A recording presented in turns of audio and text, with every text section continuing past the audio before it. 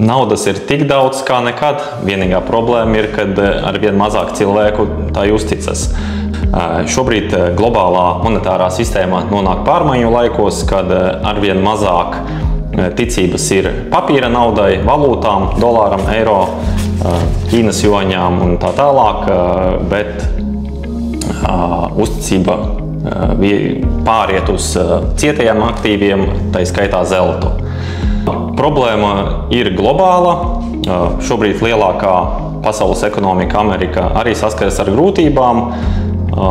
Gan ir grūtības pārfinansēt savu parādu, kas šobrīd pēc aktuālajiem datiem jau ir nepilni 37 triljoni ASV dolāru un turpina pieaugt. Neskatoties uz pievilcīgajām procentu likmēm, viņiem arvien grūtāk un grūtāk ir atrast investorus, kas šīs parādzīmes pirks. Attiecīgi cilvēki vairs netic, ka Amerika varētu iziet no šī visa sausām kājām. Centrālās bankas jau 3. gadu pēc kārtas palielina savas zelta rezerves, atsakoties no valūtu rezervēm.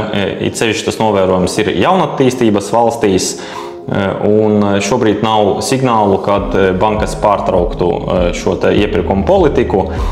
Kas tad šobrīd notiek ar zelta cenu?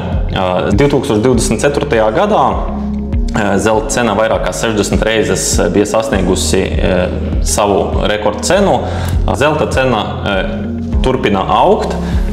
Šobrīd lielākā daļa analītiķu arī ir pozitīvi noskaņot par zelta cenu, kad lielas korekcijas mēs nesagaidīsim.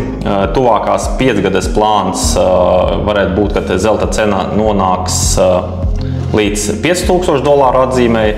Ja ekonomikas neatgūsies, turpināsies naudas drukāšanas, tad tā cena varētu būt pat $8–9 tūkstoši par vienu unci.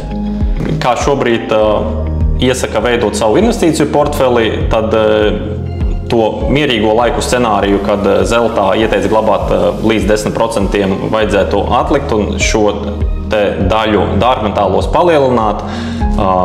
15, 20, 30% šobrīd būtu ļoti adekvāti, ņemot vērā to, ka ir jānodrošinas pret svārstībām, ko var radīt naudas vērtības kritums.